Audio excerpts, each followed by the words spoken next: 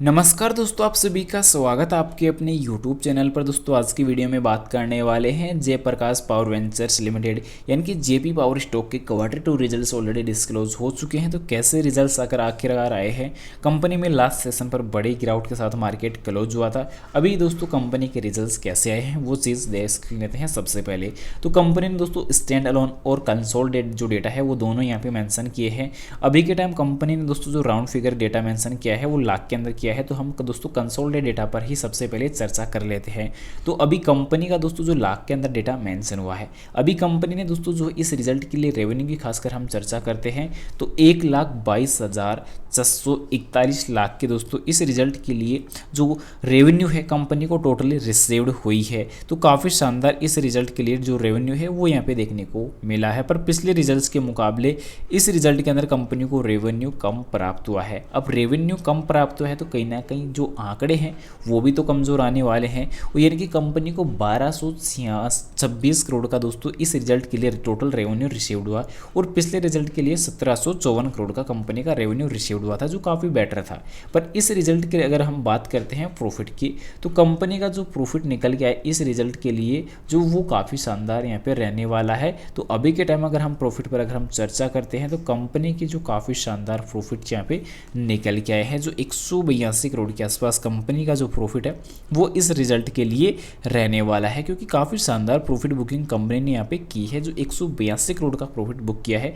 पिछले रिजल्ट के अंदर कंपनी का जो प्रॉफिट था वो देखने को मिला था दोस्तों 348 करोड़ का प्रॉफिट, यानी कि पिछले रिजल्ट के मुकाबले इस रिजल्ट में थोड़ी सी जो प्रॉफिट है उसमें गिरावट हमें नजर आई है। पर कंपनी के रिजल्ट्स पॉजिटिव आए हैं, ये चीज़ काफ़ी ज़्यादा गौर करने वाली है और पॉजिटिव भी देखने को मिल रही है। तो कहीं ना कहीं उम्मीदन जो डेटा था वो एक एक्सपेक्टेड जो डेटा था वो कहीं ना कहीं काफ़ी पॉजिटिव रहा है। और इस रिजल्ट के लिए दोस्तों अभी तक ना तो कंपनी ने bonus, dividend, stock split, right issue को लेकर कुछ भी जो अनाउंसमेंट है वो बिल्कुल नहीं की है। ये चीज़ मैं आप लोग को पहले ही क्लियर कर देता हूँ। अब बात आती है कंपनी के मेन फंडामेंटली और टेक्निकल डेटा के ऊपर।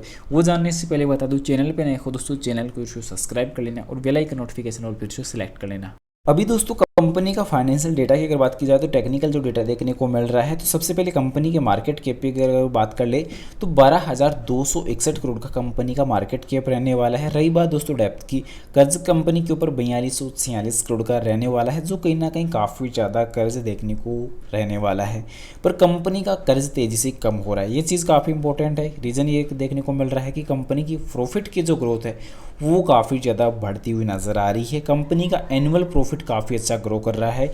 और कंपनी के दोस्तों जो डेटाबेस में जो देखने को मिल रहा है कि कंपनी के गिरवी रखे हुए जो शेयर हैं वो 79.2% रहने वाले हैं। अब कंपनी में शेयरिंग होल्डिंग पैटर्न की अगर हम खासकर बात करें इस रिजल्ट के लिए, तो दोस्तों इस रिजल्ट में क्या कंपेरिजन और क्या बदलाव नजर आए हैं। तो सबसे पहले आप लोगों को प्रमोटर्स की होल्डिंग दिखा दूँ कि फिलहाल प्रमोटर्स की होल्डिंग में कोई बदलाव, कोई चेंजेस नज़र नहीं आने वाले। यहाँ पे जो एफआई में इन्वेस्टमेंट में बढ़ोतरी नजर आई है क्वार्टर 1 के मुकाबले, क्वार्टर 2 में दोस्तों एफआई की इन्वेस्टमेंट बढ़ चुकी है। डीआई में भी दोस्तों एक अच्छा खासा बदलाव नजर आया है कि 18.18% से बढ़कर 18.29% बढ़ चुकी है। यहाँ पे पब्लिक होल्डिंग कम हो चुकी है, काफ़ी इंपॉर्टेंट डेटा निकल के आ रहा है। और यहाँ पे ये भी देखने को मिल रहा है कि जो पहले 23,01,436 इन्वेस्टर थे वो अब बढ़कर 23,97,337 टोटल इन्वेस्टरों की संख्या हो चुकी है, नंबर्स ऑफ इन्वेस्टर।